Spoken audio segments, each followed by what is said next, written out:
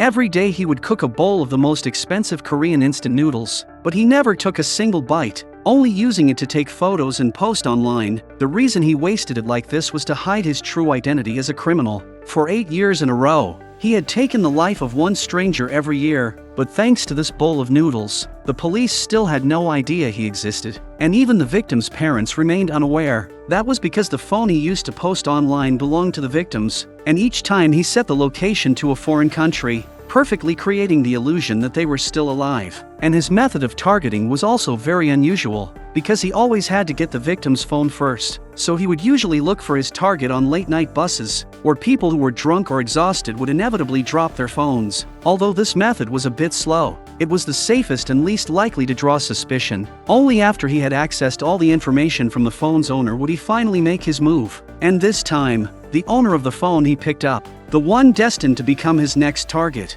was a sweet-looking young woman. He tried several times to guess the password, but failed, so he lifted the phone and smashed it against the corner of the table. Meanwhile, the girl who had lost the phone was still sleeping soundly from being drunk, until her best friend came by after being unable to reach her, and only then did she realize her phone was gone. She quickly borrowed her friend's phone and dialed her own number, and on the other end came the voice of another young woman, which was actually the man using a voice-changing app. He claimed he had found the phone on a bus, but the screen was accidentally broken, so he was going to pay to fix it. And then he told her the repair shop address, asking her to pick it up herself. When the unsuspecting girl arrived, she found the place was a very old and shabby building, with only a handful of tenants still living there. Luckily, as soon as she walked into the repair shop, she spotted her phone, and indeed the screen was shattered. The repairman handed her an information sheet and asked her to fill it out, the most important part being her phone password. At that moment, she had no idea that this repairman was actually the man who had taken her phone, and she only wanted to get her phone fixed quickly, so she filled out everything without hesitation. With that information in hand, the man then began his twisted series of operations. First, he opened up the phone and replaced the camera module. Then he installed a new screen, unlocked the phone with her password, and quickly planted a hidden software program that copied all her data onto his own device. Completely unaware of this, the girl even thanked him sincerely before leaving, not realizing that every move she made from now on, whether chatting, calling, or wherever her camera pointed, would all be transmitted straight to his eyes. After a few days of surveillance, he had already learned everything about her. He knew her name was Nami, that she had a stable day job, that at night she helped at her father's bubble tea shop, that her favorite drink was grapefruit juice, her favorite game was Battle Royale, and her two closest friends were her boss and her bestie. Even worse, while Nami was asleep at night, he remotely controlled her phone, opening every single app one by one. Now, in front of him, Nami was as exposed as a blank sheet of paper, with no secrets left at all. And with all this knowledge, the man began his next plan, which was to step into Nami's real life, and then little by little drag her into despair. That night, he dressed carefully to match Nami's type, and walked into her father's bubble tea shop. Right away he ordered a grapefruit juice, and deliberately sat there playing her favorite mobile game. With his good looks, friendly smile, and perfectly matched interests, it was impossible for Nami not to notice him, and before long they struck up a conversation. Nami was amazed to discover that not only their looks but even their outlooks matched so well. No wonder people say that when love arrives, nothing can stop it. But later her father warned her that the man's behavior was far too coincidental, almost as if it were intentional, and urged Nami to keep her distance. Nami, however, was already infatuated with him, unwilling to listen, and even argued with her father because of it. And the argument between them was seen completely through Nami's phone,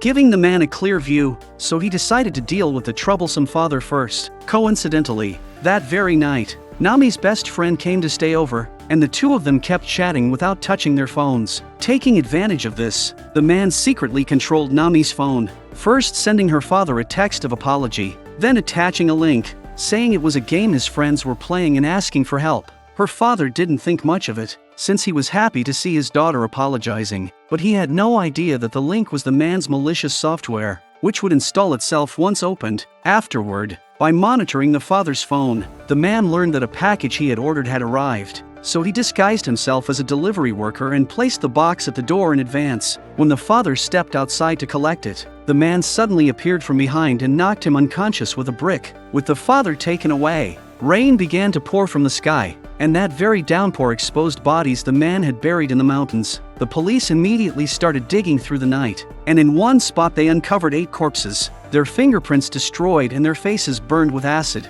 making identification impossible for the moment. While Captain Wu Ji-man struggled with the case, his team made a new discovery, finding a bottle of tree nutrient solution at the burial site. In such a remote place, who would come to feed nutrients to a tree? Suspicious. Wu Ji-man searched the area and indeed found a grapefruit tree, and more importantly, there was a tag on it with the name Wu Junyang. Wu Ji-man froze when he saw this, because his own son's name was also Wu Junyang, yet his son had run away from home 7 years ago, and from what he knew, the boy had always been timid, someone who wouldn't even dare to kill a chicken, so how could he possibly take lives?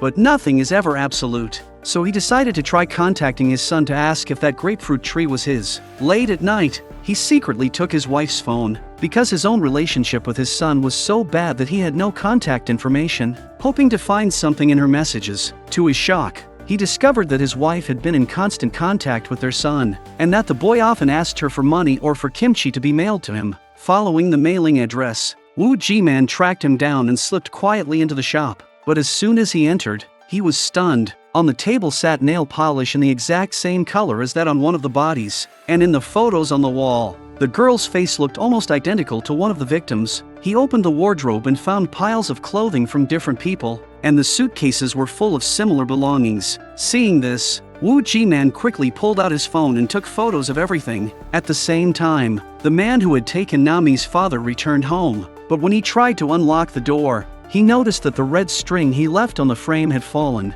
and instantly realized someone had entered. Circling quietly to the window, he saw Wu Ji-man inside, searching the place. By then, Wu Ji-man had already found the most crucial evidence, a notebook with clear records of every victim and detailed plans of how they were taken. Just as he was absorbed in reading, his phone suddenly vibrated, and a message came from an unknown number. "Dad, we haven't spoken in a long time." A moment later another photo appeared, showing him exactly as he looked while snooping inside. Wu Ji-man realized his son was close by, so he rushed outside, only to find the street completely empty. At that moment, Wu Ji-man received a few more photos, and judging from the angle, they were taken from the rooftop across the street. But when he ran over gasping for breath, he realized it was only a phone being remotely controlled. He realized he had fallen into a trap, rushed back to the house where the evidence was kept, only to find the place in complete chaos. All the crucial evidence gone, and even the footprints on the floor washed away without a trace. The man knew he had to move faster.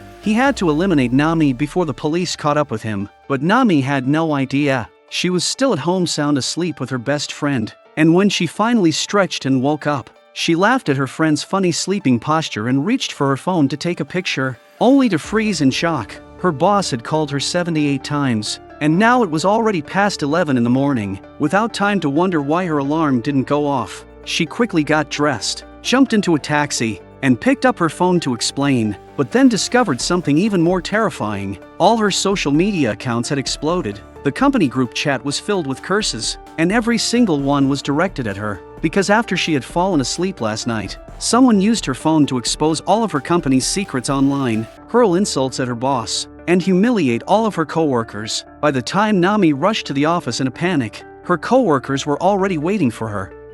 해킹당한 것 같아요. 해킹당했구나.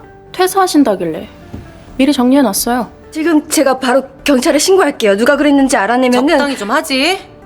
메인 이벤트 하기로 한 거 다 취소됐어요.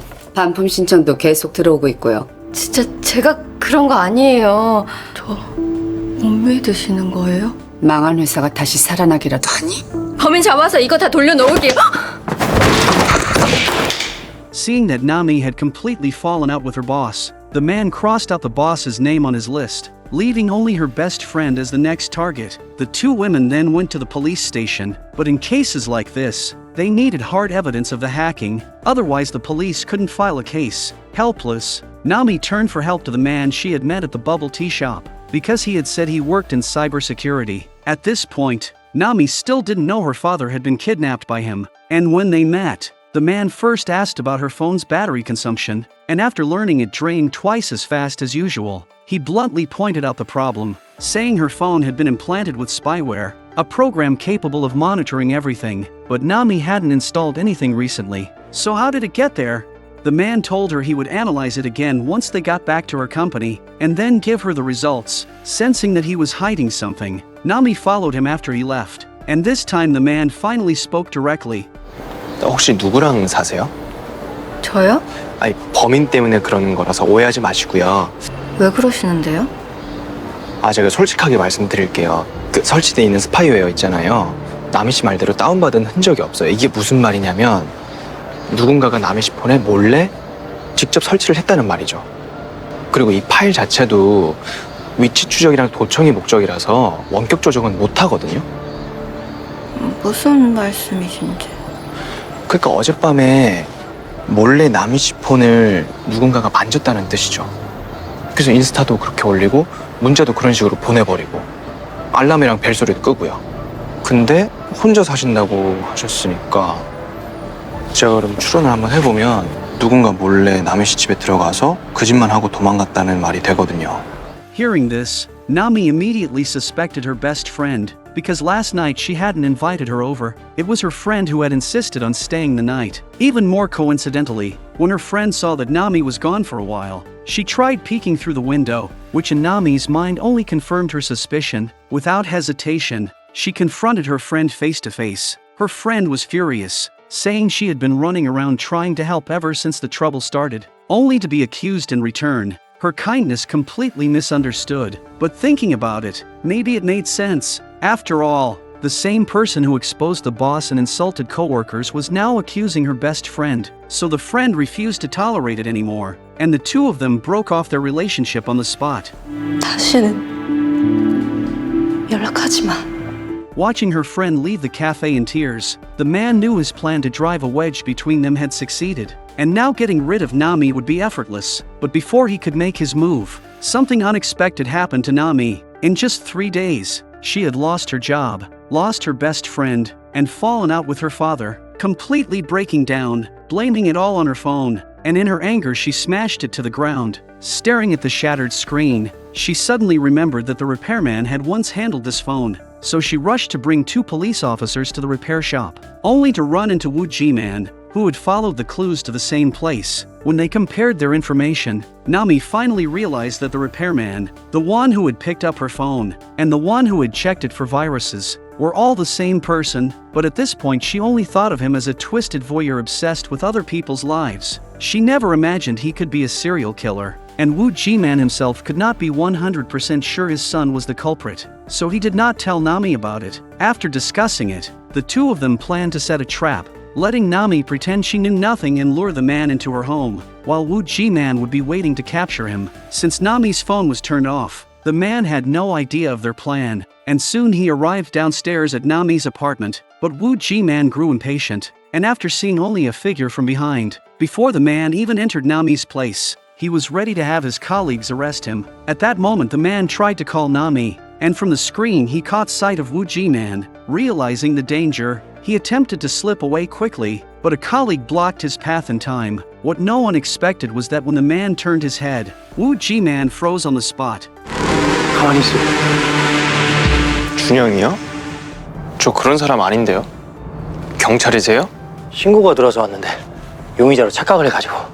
그렇다고 이렇게 총을 들이밀고 그러면 어떡해요, 일반 시민한테. Faced with the doubts, the police were helpless, because the man in front of them was not Wu Ji-man's son, so they believed they had caught the wrong person, even bowing deeply before letting him go, then turning back toward their car to wait, but were suddenly called back by Nami from upstairs. She had just received a message from the man saying something urgent had come up and he would not be coming over. At that moment, none of the three realized they had already been exposed. Meanwhile, the police confirmed that the string of killings was connected to Junyoung, so as a family member, Wu Ji-man was forced to step aside and could no longer participate in the case. For Nami's safety, Wu Ji-man advised her to spend the night somewhere else, and before leaving, she deliberately switched to her old phone. Then Wu Ji-man escorted her to her father's house. When she opened the door, her father appeared to be asleep, so she went back into her own room. But just as she lay down, the man sent her a message, saying he knew she had changed phones,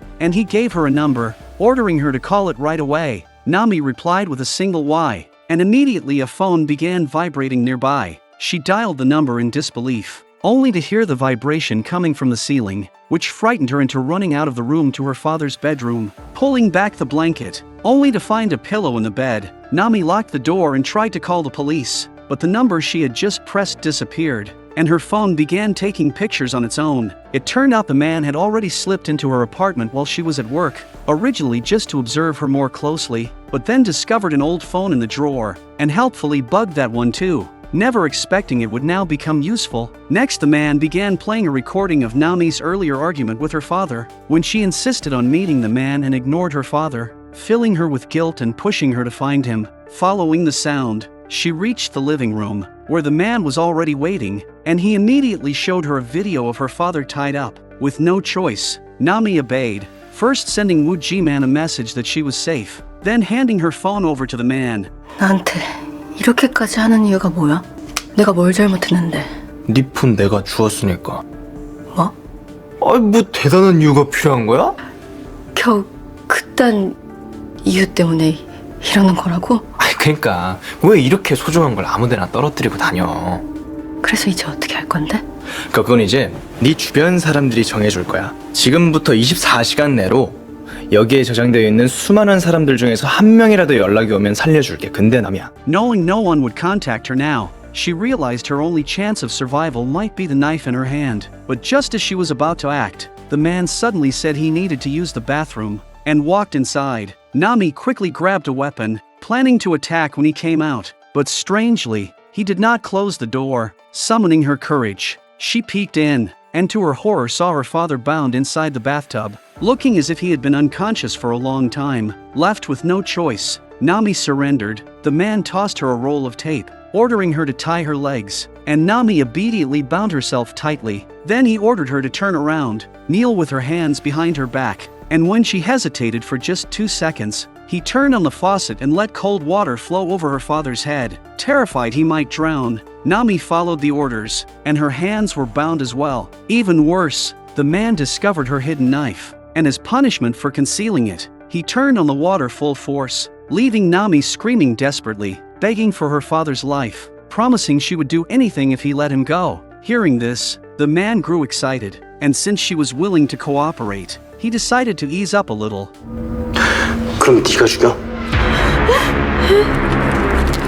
Nami was thrown into the bathtub too, the water level rising quickly, covering her father's face. While she was bound and powerless, the man took a photo of Nami's desperate expression, set it as his phone wallpaper, and walked into the living room. There he noticed the business card Nami had dropped, given to her earlier by Woo Ji-man, with a line written on it, "Don't text, only call." This meant the text Nami had just sent to Woo Ji-man had fully exposed her. The man turned sharply, and sure enough, the police had already arrived, so he hid in the shadows, ready to strike from behind as soon as they entered. Fortunately, Woo Ji-man arrived in time.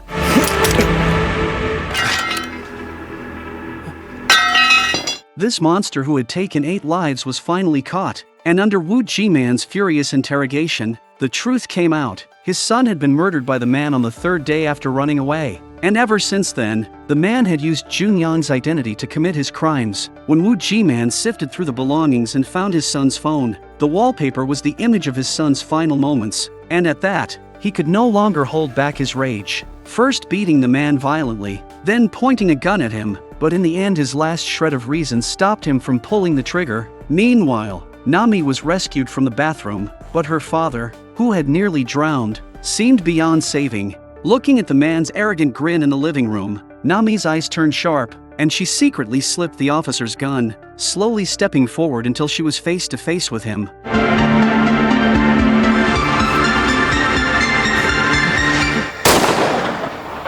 In that instant, she avenged herself, and all the victims, but just then, someone called her name from behind, and turning around, she saw that her father had been revived. In the end, the case sent shockwaves through society, and Nami's family bubble tea shop became a popular destination for curious visitors. Although with Woo Ji-man's help, Nami escaped legal punishment, it was clear that for a long time to come, she would remain under society's watchful eye, still living under the shadow of surveillance. Today, phones have become an essential part of our lives, and though they fit in the palm of a hand, They contain nearly all of a person's information. Some joke that ordinary people's data is already worthless and scattered everywhere, but as citizens of the internet, each of us has the right to protect our information security and safeguard our privacy. That's all for today's story. See you next time.